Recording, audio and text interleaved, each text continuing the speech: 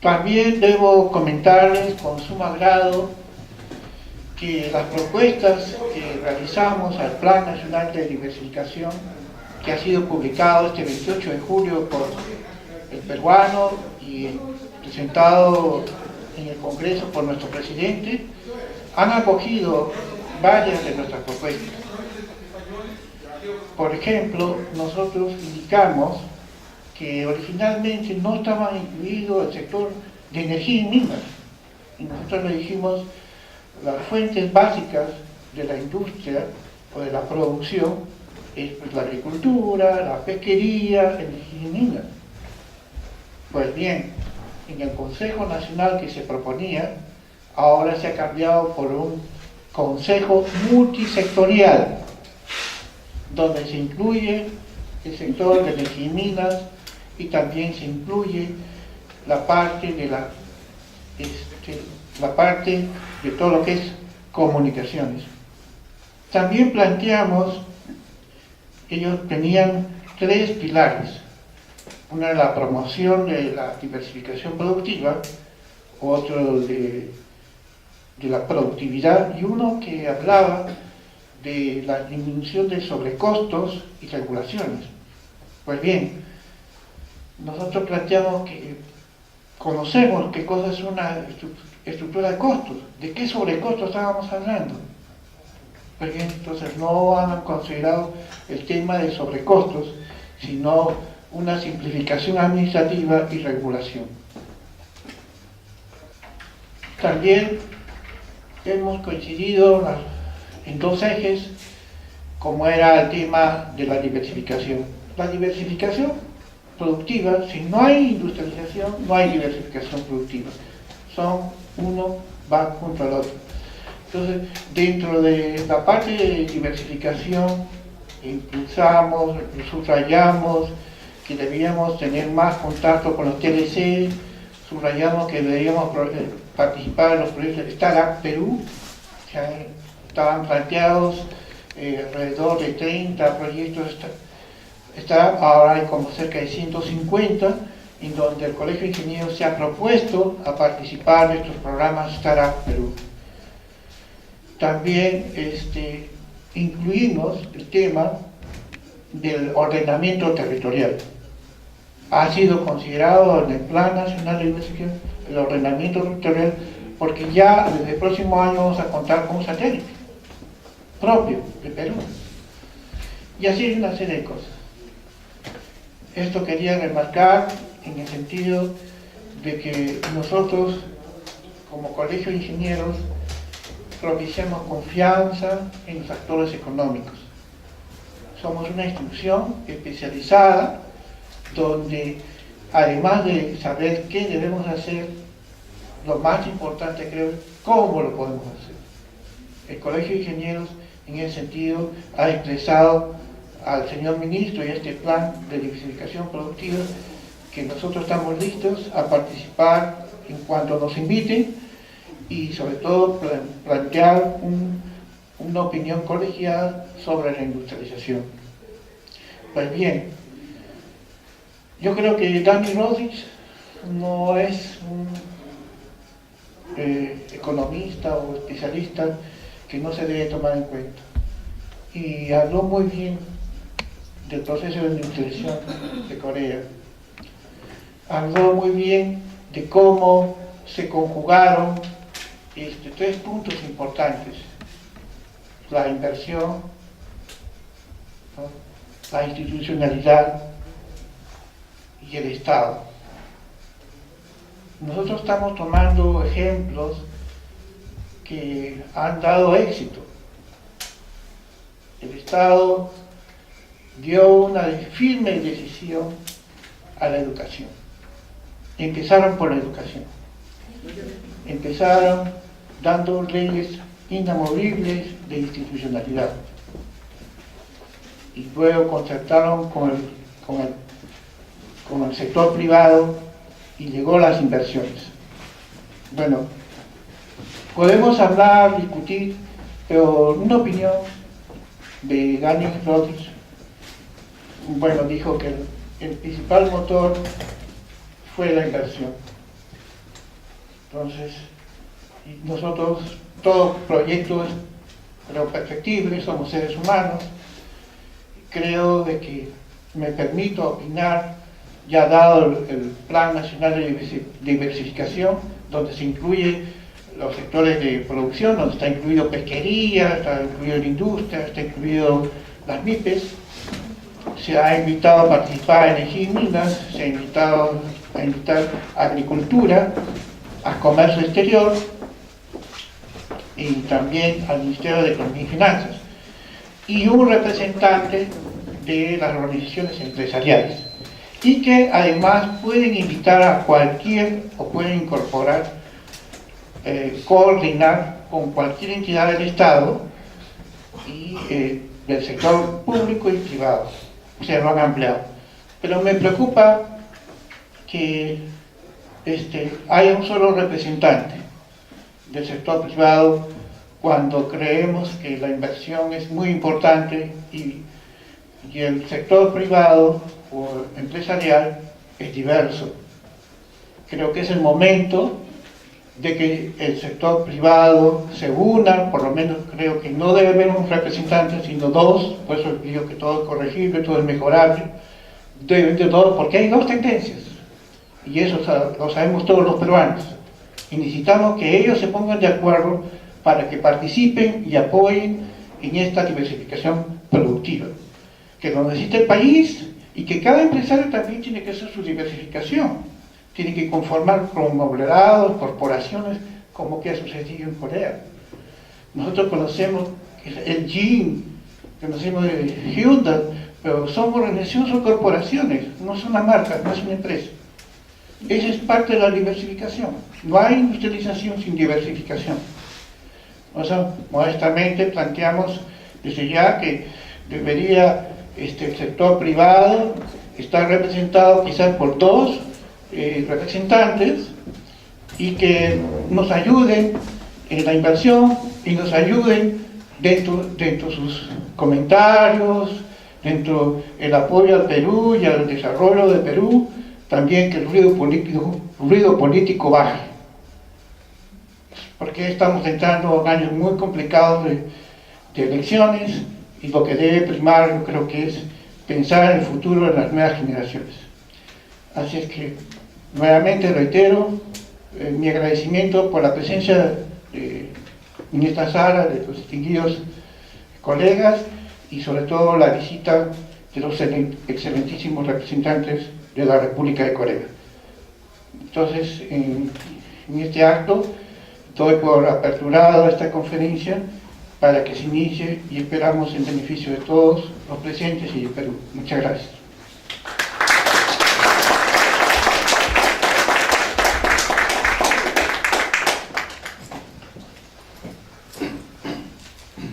Para conocer un poquito a nuestro expositor, el señor Carlos Mario Francini Lugo, me voy a tomar el tiempo de leer un poquito su vida. Economista magíster en Gestión de la Tecnología, Economía y Política Energética, internacional en Ciencias de la Ingeniería, con experiencia en el sector público, en análisis, asesoría y reportes de la gestión de energía en el Ministerio de Energía y Minas. Maestría en Ciencias de Ingeniería en Gestión de la Tecnología, Economía y Política, con énfasis en Política, en Seoul National University, Corea del Sur. Están diplomado internacional en Gestión de Empresas Mineras, diplomado internacional en Gestión de la Energía. Bachiller en Ciencias Económicas con énfasis en Economía Internacional, Moneda y Finanzas en la Universidad Toulouse, Francia.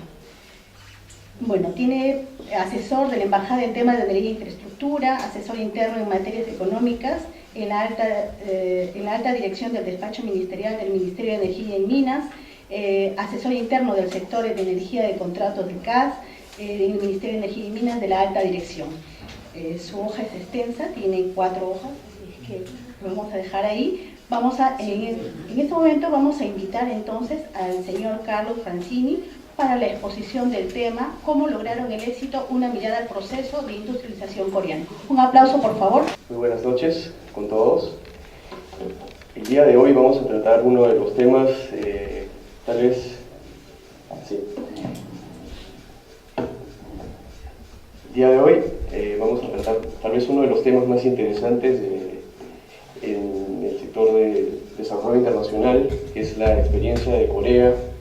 De hecho, es uno de los pocos países que han pasado de ser país del tercer mundo, y dicho sea de paso muy pobre, muy poco desarrollado, a ser una potencia. Es un caso excepcional, y hay un gran debate a nivel económico acerca de cuáles fueron los factores que llevaron al éxito de Corea. ¿Por qué Corea sí y otros países aún no?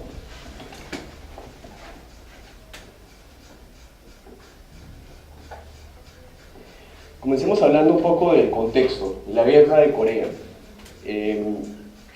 Como ustedes saben, la guerra de Corea, que terminó en el año 53, dejó un país en ruinas, casi destrozó la infraestructura del país. Posterior a la guerra hubo la división de Corea, que también debilitó a Corea del Sur, concretamente porque la infraestructura estaba concentrada en Corea del Norte, y también los recursos minerales, ¿no? como el carbón. Corea del Sur, o sea, la parte sur de la península coreana había estado básicamente dedicada al agro. Y bueno, su PIB per cápita era de aproximadamente $100, era inferior al de muchos países africanos, y la mayoría de países latinoamericanos también, ¿no? Por ejemplo, en 1949 el PIB per cápita de Corea era inferior al de Haití, Etiopía y Yemen, y 40% inferior al de la India. Hasta principios de los años 60, Corea dependía de la ayuda internacional, es decir, Corea no podía cubrir sus gastos, su presupuesto nacional, tenía que recibir ayuda internacional. En 1962, los productos primarios, agricultura, pesca, minería, representaban 3/4 partes de las exportaciones, y los productos industriales representaban solo 1/4 de ellas.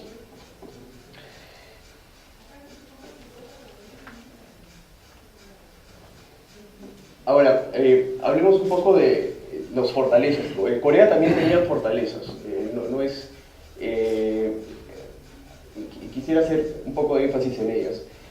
Concretamente, la importancia dada a la educación, ¿no? Corea tiene uno de los sistemas educativos más competitivos del mundo, donde el acceso a la educación superior es determinada por un único estándar, ¿no? El resultado de un postulante en un examen nacional. O sea, no depende tanto de, por ejemplo, en otros países se tienen en cuenta, no sé, actividades extracurriculares o un poco el currículum del estudiante, pero aquí básicamente todo lo determina un examen, ¿no? Y también es una sociedad muy influenciada por los valores del confucianismo, que el confucianismo otorga a la educación un gran valor como medio de superación personal. Asimismo, es una sociedad bastante igualitaria en comparación con otros países en desarrollo. ¿Por qué igualitaria? Porque, por ejemplo, la ocupación japonesa eliminó las distinciones entre la clase nobiliaria y el pueblo, ¿no? El 90% de los activos industriales estaban en manos de japoneses, y un 10% pertenecían a un puñado de coreanos, ¿no?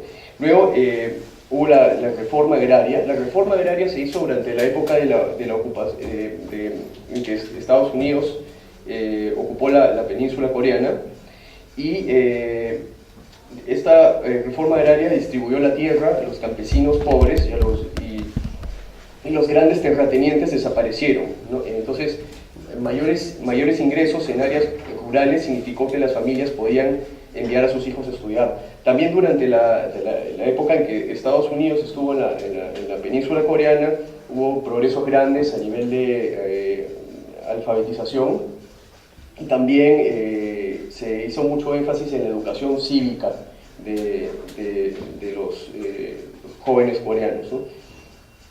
Entonces, una sociedad bastante igualitaria, con competencia justa, creó grandes incentivos para la movilidad vertical de la sociedad. La población casi tenía la misma igualdad de oportunidades para escalar socialmente a través de la inversión en capital humano y actividades empresariales. Ahora, hablemos un poco del rol del gobierno en la promoción del desarrollo industrial y el nexo con el capital humano. El éxito de Corea, como manifesté hace unos minutos, ha sido atribuido a distintos factores, sociales, culturales, políticos, económicos. Debido a lo complejo del proceso de desarrollo, destacar alguno de estos factores podría ser un esfuerzo inútil. Una característica del modelo coreano fue el rol del gobierno en promover el desarrollo de la industria, y este proceso a su vez llevó a la mejora del capital humano. El proceso de industrialización de Corea empezó en los 60, con una pequeña base industrial y poco capital y tecnología. Hacia los años 80, Corea había desarrollado con éxito la industria pesada y química. Algunos conceptos teóricos. Según la teoría del crecimiento endógeno, Romer, en 1986, uno de los factores clave que genera rápido crecimiento económico es la acumulación de capital humano a través del aprender haciendo, o learning by doing en inglés, la capacitación en el empleo y la educación. Lucas, un poco más tarde, considera al capital humano el primer motor del crecimiento. La acumulación del capital humano se puede incrementar a través de, por ejemplo, ¿no? Hay varias formas, pero por ejemplo, el comercio internacional, que expande y diversifica la frontera de la producción y representa una excelente oportunidad para el aprendizaje rápido a través de spillovers de conocimiento de países desarrollados a países en desarrollo. Y la asistencia del gobierno, que puede contribuir a reducir los riesgos de que los agentes económicos desarrollen nuevas industrias y productos, y de esta manera aparezcan nuevas técnicas y tecnologías a ser asimiladas para mantener un alto nivel de aprendizaje. Veamos ahora un poco los resultados, ¿no? Entre 1965 y 1990, el PBI per cápita de Corea creció más de 7% anual, en promedio, ¿no? Luego, a pesar de ser ya una economía más sofisticada, más madura, siguió creciendo a tasas bastante grandes, 5.8% entre 1990 y 2002, y eso que fue uno de los países más afectados por la crisis asiática. Es realmente impresionante el crecimiento de más o menos aproximadamente $100 a $22.489 en muy poco tiempo.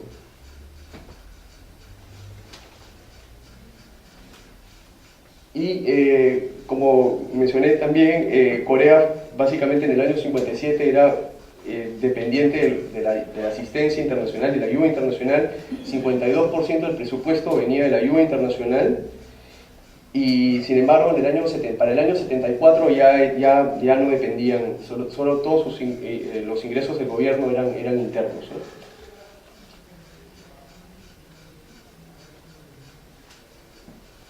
Algunos indicadores de desarrollo económico y social.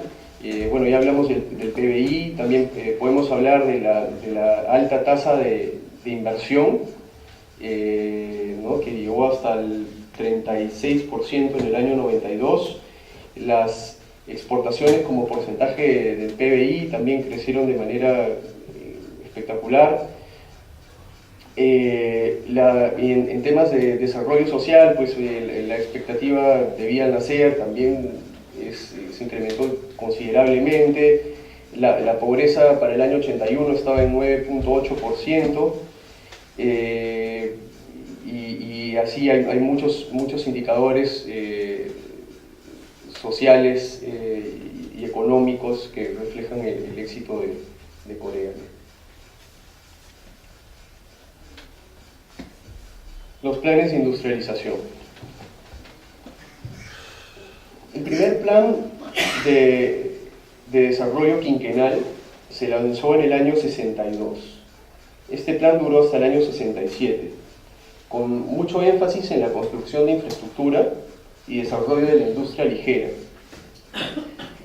Desde el principio, el gobierno de Corea optó por una estrategia de industrialización orientada al exterior, con el gobierno jugando un rol como de guía administrativo o dirigente. Era un gobierno dictatorial en la época, el presidente Park. La promoción de las exportaciones estaba ligada a la necesidad de financiar las importaciones necesarias para desarrollar la capacidad industrial y estuvo activa hasta mediados de los 80. Recién a mediados de los 80, Corea logró un superávit comercial. El gobierno apoyaba a las empresas exportadoras a través de distintos incentivos, por ejemplo, incentivos fiscales y de acceso al crédito, ¿no? Por ejemplo, tasas de interés preferenciales para industrias exportadoras. Pero el gobierno también hacía un seguimiento detenido de las empresas exportadoras, que recibían apoyo a través de reuniones mensuales, nada más y nada menos que con el mismo presidente de la República. El apoyo estaba condicionado a los resultados, un poco picking winners, no era un apoyo dado por apoyar, sino tenía que haber resultados. Y solo las empresas que habían superado la meta del año anterior, en términos de exportaciones, podían recibir apoyo. Y también el hecho de competir con firmas extranjeras redujo la curva de aprendizaje. Durante los 60, Corea se transformó rápidamente de una economía agraria de subsistencia a una economía basada en la industria ligera, desarrollando industrias intensivas en mano de obra, porque era el recurso que Corea tenía en ese momento, ¿no? Como textiles, pelucas y productos electrónicos simples, ¿no? Empezaron con la industria ligera, intensiva en mano de obra. El incremento de los ingresos del gobierno. Paralelamente, en 1966 el gobierno establece el Servicio Nacional de Impuestos, centraliza las funciones tributarias y disminuye los casos de corrupción. Hay una reestructuración de personal a nivel de la administración fiscal. Durante los 60 los ingresos fiscales del gobierno fueron aumentando progresivamente. Como les comenté, para el año 74 Corea ya no dependía de la ayuda internacional. La promoción de la industria pesada y química, el inicio. El gobierno militar coreano de la época escogió la promoción de la industria pesada y química, o HCI para abreviar, como medio para mejorar la estructura industrial.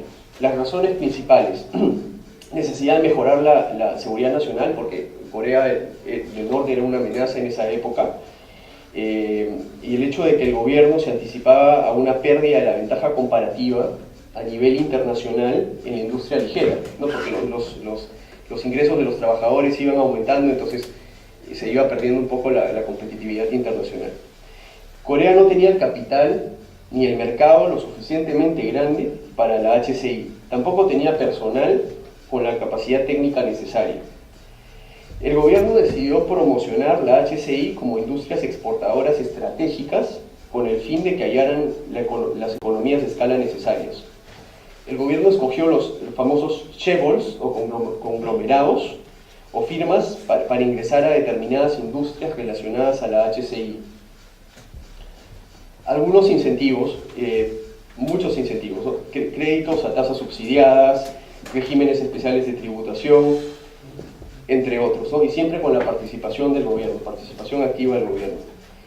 El gobierno escogió la industria del acero y la petroquímica como industrias estratégicas a ser promocionadas en el marco del segundo plan de desarrollo quinquenal. La promoción de la HCI, necesidad de financiamiento y el rol de Japón.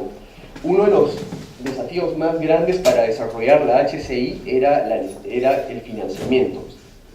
Con un ahorro interno limitado, el gobierno debía buscar activamente el capital extranjero. Sin embargo, debido a la solvencia de las firmas locales y el déficit fiscal crónico, era imposible encontrar este financiamiento. Entonces, el gobierno tomó dos decisiones: garantizar el reembolso de los préstamos externos contraídos tanto por empresas públicas como privadas, como mecanismo de distribución de riesgo, y, lo más controversial, normalizó las relaciones con Japón, que había ocupado Corea durante muchos años. Esto facilitó la entrada de capital y transferencia tecnológica. Las reparaciones de Japón, por ejemplo, financiaron la construcción de POSCO, que es una gran empresa industrial del acero, de la industria del acero, y la autovía Seúl-Busan. Busan es la segunda ciudad de Corea. Y, por supuesto, no, el hecho de contar, de normalizar las relaciones con Japón no estuvo exento de críticas y hubo huelgas. Y sí, bueno, en ese tiempo pues era un gobierno dictatorial y de alguna manera pues, se tenían que acatar las decisiones. Pero les quisiera mostrar una imagen de POSCO, ¿no? Esta empresa, planta productora de acero que fue construida con las reparaciones que pagó Japón a Corea, ¿no? Y esta es una imagen de Seúl-Busan Expressway, también financiado con las reparaciones de Japón. Desarrollo de la HCI, los planes sucesivos. Bueno, una vez que se habían establecido las grandes plantas productoras de acero, varios sectores que podrían ser importantes consumidores de acero empezaron a ser promocionados, concretamente la industria automovilística y la construcción de barcos, ¿no? Se adoptaron medidas para desarrollar la industria de automóviles, por ejemplo, aranceles altos y un fuerte respaldo financiero. Hasta ese entonces, Corea solo ensamblaba automóviles y con la ayuda del capital extranjero, ¿no? Para prevenir la capacidad ociosa y desarrollar la industria militar en paralelo, que era clave para Corea, el gobierno hizo un plan para utilizar partes de empresas privadas en la producción de armamento. O sea, las empresas tenían que seguir una regla, destinar el 20% de su capacidad total de producción para uso militar y el resto para uso civil.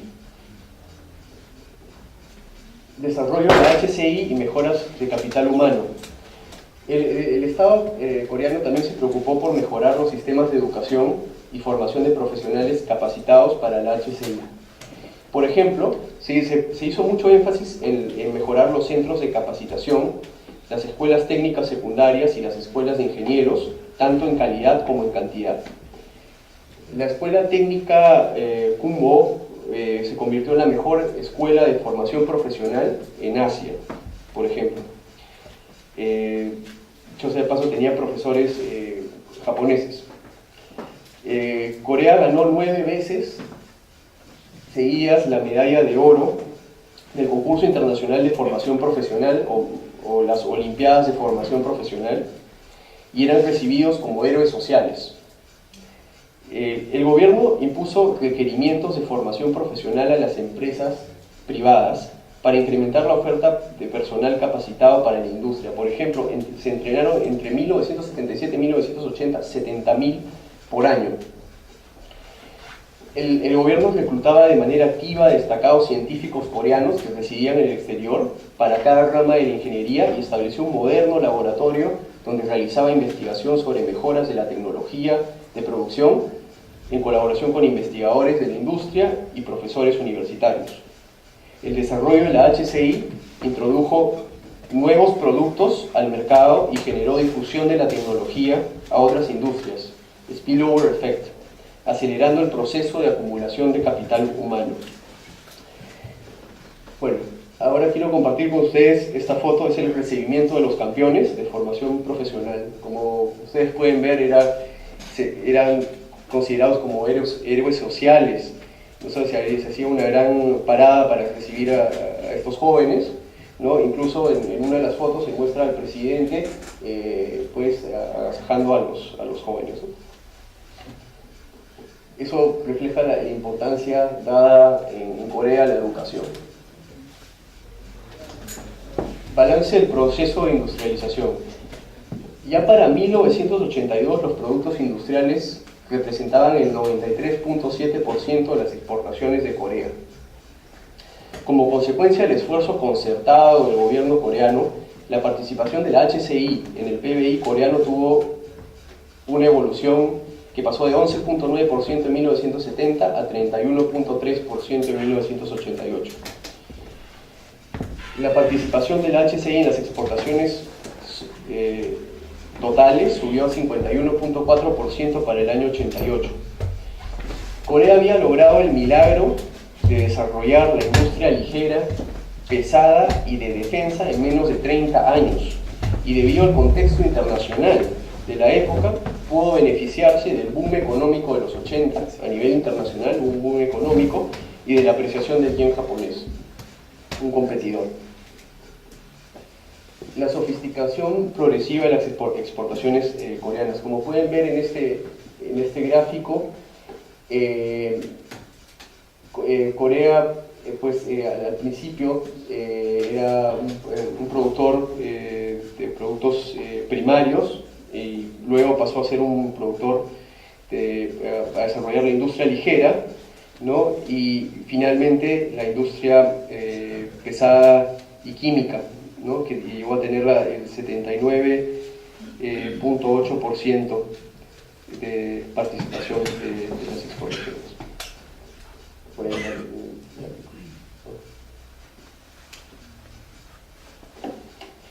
Y este es el ranking de las exportaciones coreanas por décadas, ¿no? Corea fue subiendo en calidad, en la escala de calidad, quality ladder. Obviamente la estrategia era desarrollar productos más sofisticados que en el mercado internacional tienen mejores precios, y bueno, son más que presentan un creciente desafío en términos de sofisticación, pero Corea utilizó mucho la formación, learning by doing, y bueno, y lanzarse en estas industrias, ¿no? Como vemos, en el año 60 la exportación número 1 era el mineral de hierro, luego en el año 70 los textiles, en el año 80 seguían siendo los textiles, pero ya en segundo lugar estaban los electrónicos. En el año 90 eran los electrónicos, pasó al primer lugar, y en el año 2000 eran los semiconductores. Hay una creciente sofisticación, como pueden ver en el cuadro. Y aquí esta es una fábrica de pelucas en el complejo industrial de Puro.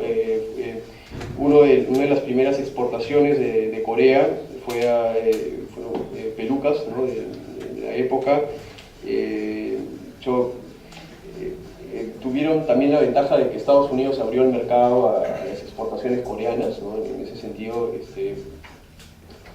eso los ayudó bastante, ¿no? Sobre todo al principio. Esta es una foto, muestra la primera exportación de un radio, Gold Star en esa época, ¿no? LG ahora. Y este es uno de los primeros modelos de radio que produjo Corea. Esto es un aserradero de Hyundai, ¿no? En la construcción de barcos. Y este es el primer modelo coreano propiamente, es el Hyundai Pony, ¿no? Aquí los están embarcando en esta foto. Y esta es la portada de la revista Newsweek del 6 de junio de 1977, The Koreans Are Coming, los coreanos están viniendo, ¿no? Que refleja un poco la creciente importancia económica de Corea en la época, ¿no? Y esta es una planta de semiconductores.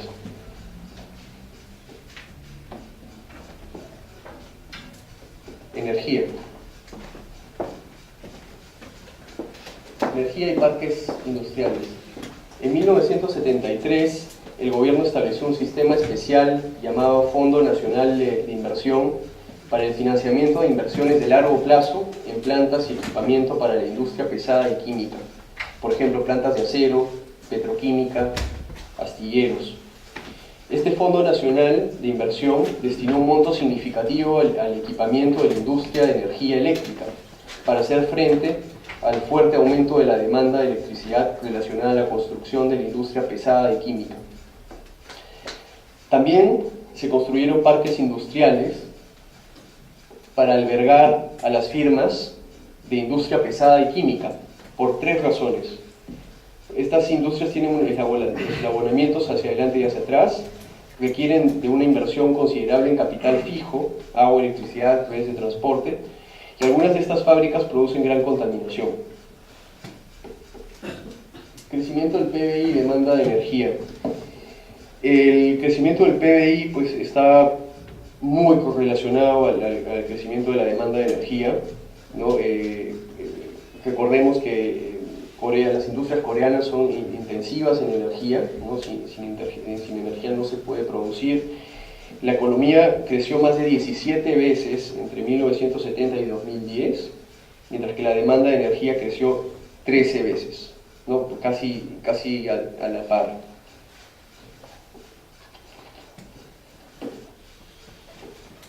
Las industrias intensivas en energía. Durante los años 80 la demanda de energía se incrementó rápidamente. El sector industrial agravio, que es como una materia prima, es el pig iron, es como una materia prima para el hierro y el acero, ¿no? Cemento y petroquímica y transporte fueron los principales impulsores de la demanda. De hecho, estos sectores concentran el 70% de la demanda de energía de Corea, ¿no?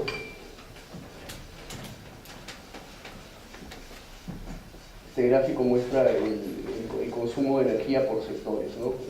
Como vemos, el sector industrial es mayoritario, ¿no? El sector transporte, y en ese sector industrial, estas industrias, concretamente pig iron, cemento y etileno, que es una forma de petroquímica, son los fuertes consumidores de energía.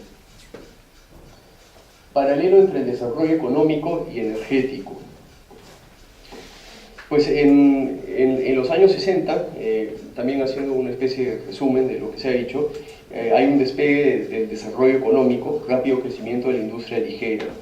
En ese tiempo, Corea, que no tiene mayores recursos naturales, hace un gran esfuerzo para asegurar el suministro estable de energía para el desarrollo económico. Corea importa aproximadamente el 96% de la energía primaria que consume, ¿no? Actualmente sigue siendo el segundo importador a nivel mundial de líquidos de gas natural y el quinto importador a nivel mundial de petróleo y de carbón también. En los 70 hay la industrialización, hay un rápido crecimiento de la HCI, y en esa época hay un desarrollo de un sistema de suministro de energía orientado hacia el petróleo, porque es la época de las crisis del petróleo a nivel mundial, la escalada del precio del petróleo, ¿no? Un país que importaba todo su petróleo, pues tenía que tomar medidas estratégicas. Hay un alta inversión en infraestructura de energía, en refinerías y plantas de generación en esa época. En los años 80 hay una diversificación industrial orientada a la tecnología y rápido crecimiento económico, fuerte inversión en research y development. En esa época, en los 80, se crea el Petroleum Business Fund, que es un impuesto de 17 centavos por cada barril importado para financiar proyectos intensivos en capital, por ejemplo, ductos. Y hay una diversificación del suministro de energía, orientado al suministro de energía con gas natural y energía nuclear. La primera planta de energía nuclear empezó a operar alrededor del año 78, pero ellos la habían planificado desde hacía muchos años atrás. Desarrollo de la industria de la alta tecnología en los años 90, ICT, membresía de la OCDE y liberalización de la industria. En el sector de energía hay una liberalización de la industria energética, precios de petróleo en 1997, construcción y extensión de ductos de petróleo y gas natural a nivel nacional. En los años 2000 hay un desarrollo de la industria con bajas emisiones de carbono, industria basada en el conocimiento. En la energía, en el sector energético, hay un crecimiento energético con bajas emisiones de carbono, se pone mucho énfasis en las renovables y en la eficiencia energética, y también a partir de los 2000 el sector eléctrico, que está integrado verticalmente y es completamente estatal, se privatiza en el sector de generación eléctrica. Se divide la única empresa de generación eléctrica en 5 empresas que también tienen capital mayoritariamente estatal, entonces realmente no es una privatización tan cierta. Factores clave detrás del rápido crecimiento de Corea. En el caso particular de Corea, y su contexto social, económico e histórico, la intervención del gobierno y su rol dirigente contribuyó a la industrialización y desarrollo del país. Aquí podemos mencionar dos factores clave. La rápida acumulación de capital humano impulsada por la formación en el empleo, o mejor dicho en inglés, on the job training. Las políticas del gobierno coreano aceleraron esta acumulación. ¿Cómo? La promoción agresiva de las exportaciones, que llevó a una considerable difusión tecnológica, que a su vez estimuló el aprender haciendo, learning by doing. El gobierno en esa época también subsidió lugares donde los trabajadores podían recibir formación técnica y aprender nuevas habilidades. El respaldo del gobierno a industriales privados los llevó a reducir el riesgo de desarrollar nuevos productos e industrias, que a su vez requerían que los trabajadores aprendieran nuevas habilidades y técnicas, permitiendo que el proceso de aprendizaje sea continuo. Paralelamente al desarrollo de productos sofisticados, hay un continuo aprendizaje, on the job training, learning by doing. Eso es una de las razones principales del desarrollo de Corea. La competencia estimulada por el mismo gobierno coreano y su asignación de recursos, seleccionando firmas e industrias objetivos, picking winners, es el segundo factor clave. Como las firmas competían en el mercado internacional, tenían un incentivo para permanecer eficientes en sus costos, ¿no? Si bien había una serie de ventajas que el gobierno ofrecía, incentivos fiscales, incentivos tributarios, coordinación al más alto nivel, tenían que permanecer eficientes en sus costos porque competían en el mercado externo. Y además, la asistencia que recibían del gobierno estaba condicionada a los resultados. Si no se obtenían los resultados, simplemente se descartaba la ayuda del gobierno. Fuentes, bueno, esas son las fuentes. Y nada más, estoy por terminar la presentación, les agradezco mucho. Gracias. Estamos hablando de realidades totalmente distintas, ¿no? Estamos hablando de Corea, inicia el primer plan de industrialización en el año 62, era un gobierno militar en la época, una dictadura, ¿no? Las decisiones se acataban, y bueno, no había un factor limitante para la participación del Estado en el desarrollo económico, ¿no?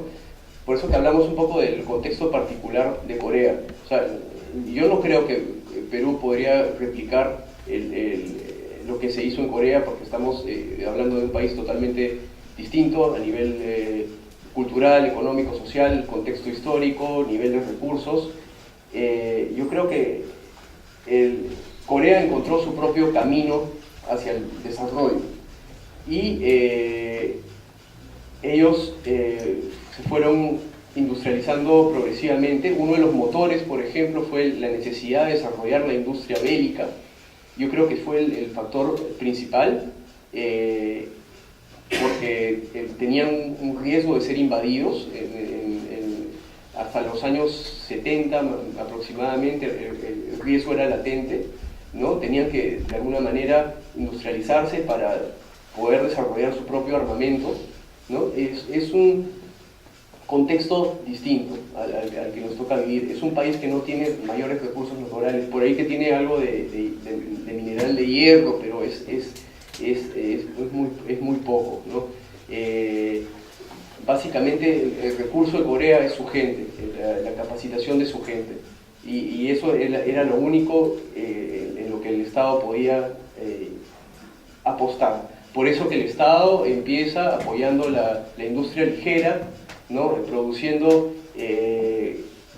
productos intensivos en mano de obra, ¿no? El Estado comienza a ganar moneda extranjera que le permite industrializarse progresivamente, depender menos del exterior también.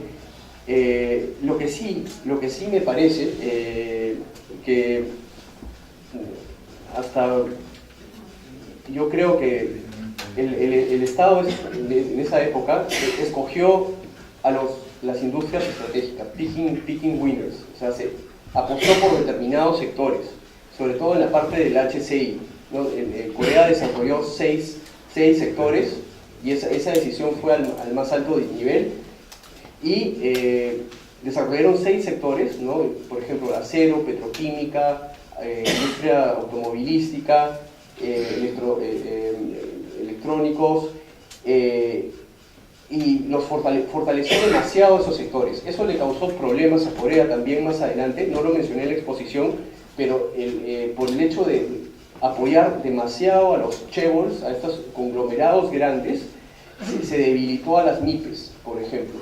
Y luego en los años 80 hubo un plan para apoyar a las MIPES coreanas que estaban debilitados porque todos los recursos iban a los grandes conglomerados con grandes economías de escala que habían tenido mucho éxito, pero se debilitaron a las MIPES, ¿no? Entonces, en ese contexto, el gobierno coreano se las jugó por determinados sectores. Ahora bien, se habla en estos días del plan de diversificación productiva. Este plan no comprende a sectores específicos, es muy horizontal.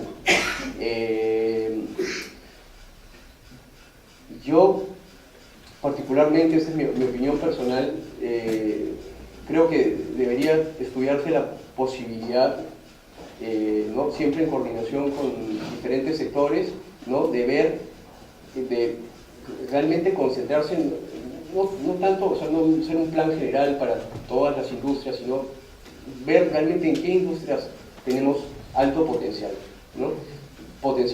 Y eso solamente es en el plano industrial, porque, por ejemplo, no debemos descuidar que también tenemos grandes fortalezas en el sector, por ejemplo, de servicios. Perú tiene una indudable ventaja en el sector turismo, por su ubicación estratégica tiene una indudable ventaja a nivel logístico, y Perú tiene una serie de fortalezas, ¿no? Que también se podrían explotar, ¿no?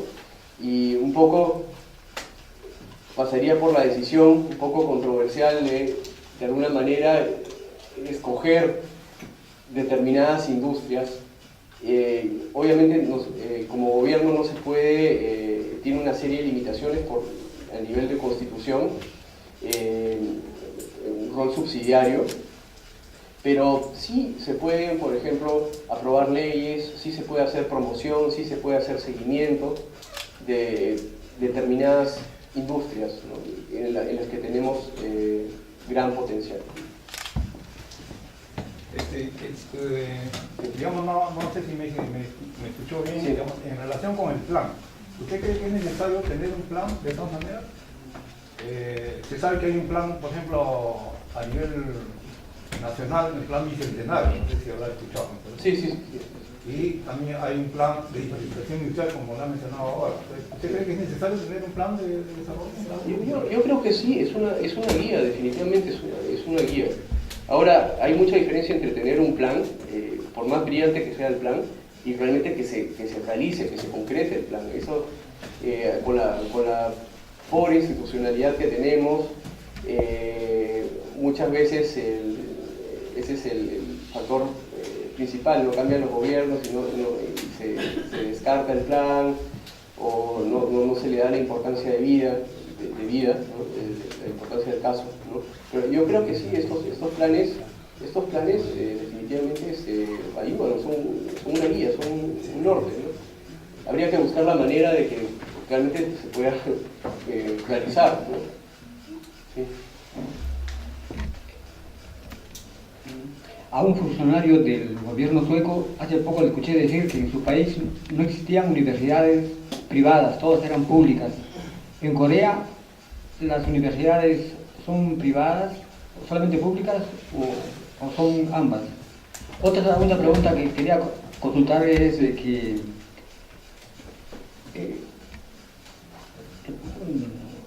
una segunda... Una una más, perdón. Sí. Bien, gracias por la pregunta.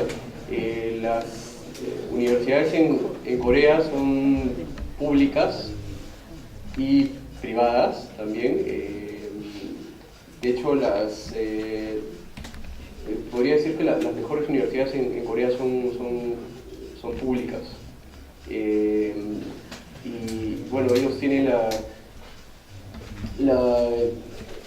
realmente la universidad en Corea cumple una función diferente. Hay mucha relación entre la universidad, entre la academia y el gobierno, el sector privado.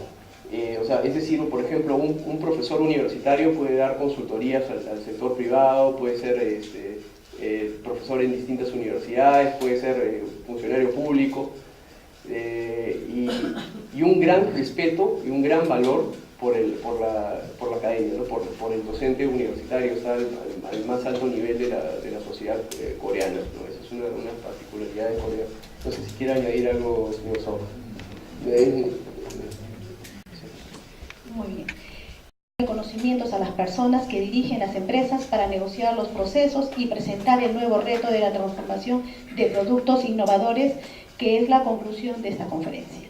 A continuación, vamos a hacer un reconocimiento en este momento al señor Carlos Francini Irujo por parte del Consejo Departamental de Lima, a través del presidente de la Comisión de Industrialización, el ingeniero Julio Cáceres. Está firmado por el decano,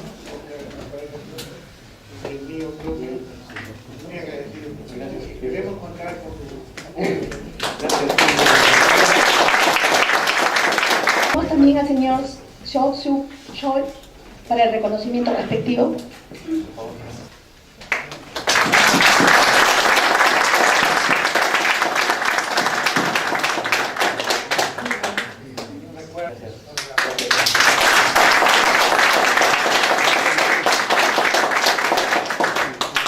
A continuación, las palabras de clausura por el excelentísimo representante de Corea del Sur, el señor Seok-Suk Choi.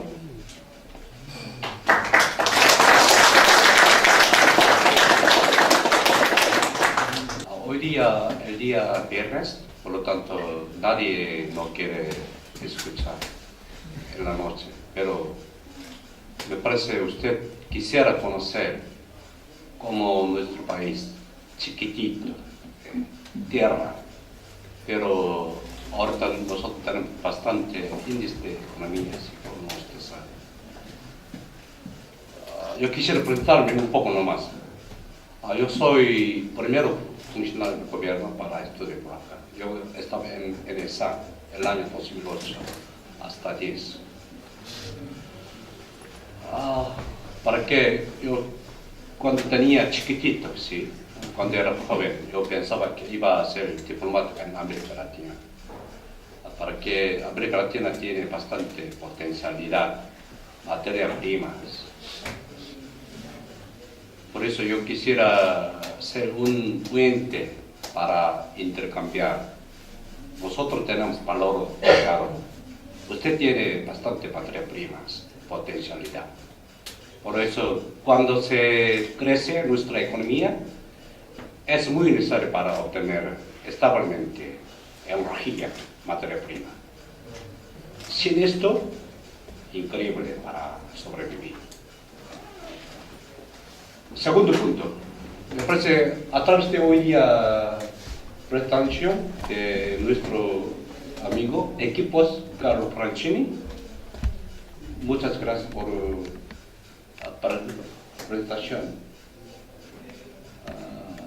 Yo antes de venir aquí, en mi caso yo 2 veces fui seleccionado, el año 2007, luego el año 2013. Primero era alumno de ESA, luego el año pasado yo otra vez seleccionado por mi cargo. Yo soy agregado comercial de Maracay. Nosotros somos vecinos, ¿sí? En mi caso, cuando estaba en ESA, primer ciclo bastante difícil, casi casi punto de mover. Yo no la entendí palabra, pero con mucho apoyo de profesores, amigos, yo pasaba poco a poco. Por eso yo pensaba que cuando regrese a mi cargo, yo quisiera apoyaría. ¿Sí? Así es mi principal rol. ¿Sí? Yo no quiero ganar 100 soles en mi bolsillo. Yo quisiera explicar por qué nuestro país ha crecido bastante. Así es nomás. El Perú tiene bastante materia prima. También yo antes no lo sabía, por ejemplo, la UNI. Estaba en nuestro colega, estudió bastante la UNI. ¿Sí? Yo antes no lo sabía nada. La UNI me parece muy buena escuela. ¿Sí? También estudia bastante. ¿Sí? No quiere regresar a casa. O sea, tiene mano de obra calificada. Yo creo que totalmente estoy de acuerdo, totalmente, con experiencia de 2 años y medio en Perú. 4 puntos. ¿Cómo nuestro país ha crecido bastante? Yo quisiera sugerir, principalmente, yo pienso que tiene que obtener plan nacional. Totalmente estoy de acuerdo, plan nacional. Nosotros teníamos plan quinquenio. Empezó 62 hasta 67. ¿Sí? Primera quinquenio. Usted sabe marcas Samsung, Hyundai, Kia, LG. Pero ¿en qué año empezó? 67, 70 no más. Usted sabía un pequeña radio, ¿sí? Se llama Goldstar. Ahorita cambió nombre LG. Lucky Goldstar significa. Pero solamente yo nací en 64. ¿Sí?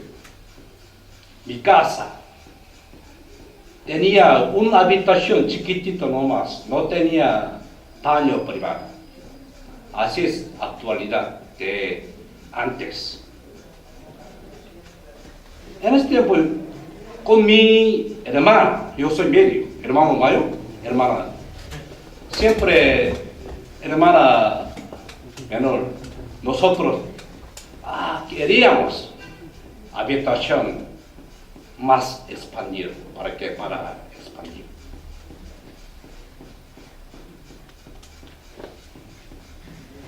Yo pienso que, como economía del Perú, siempre yo conversaba en esa. ¿Cómo puede crecer la economía de Perú? Yo quisiera sugerir, a través de introducción, parque industrial. Nosotros tenemos casi 1000 parques industriales. Normalmente parque industrial nacional y parque industrial regional. Tamaño y dimensión, parque nacional es muy grande. Por ejemplo, usted sabe automóviles de Hyundai o Barco. Fundó en Ulsan, ciudad Ulsan. Tiene el mar. ¿Sí? En ciudad Ulsan creció el tema de 3 principalmente. Barcos, automóviles, petroquímicas.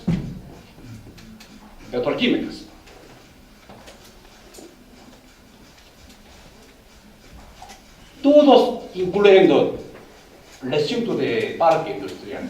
¿Sí? Por eso me parece muy importante obtener parque industrial. El parque industrial tiene todos. ¿Sí? Con medio ambiente, favorable, ¿sí?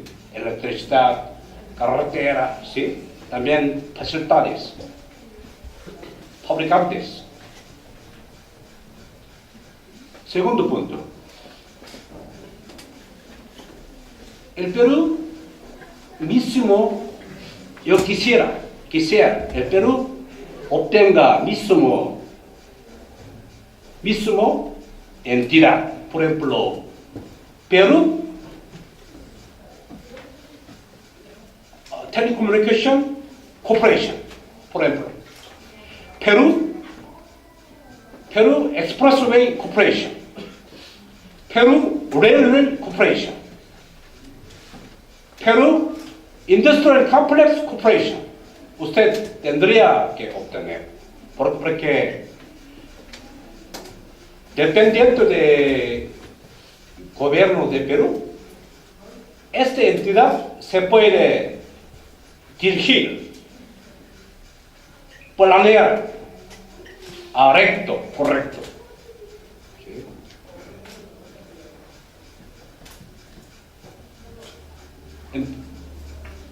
Último.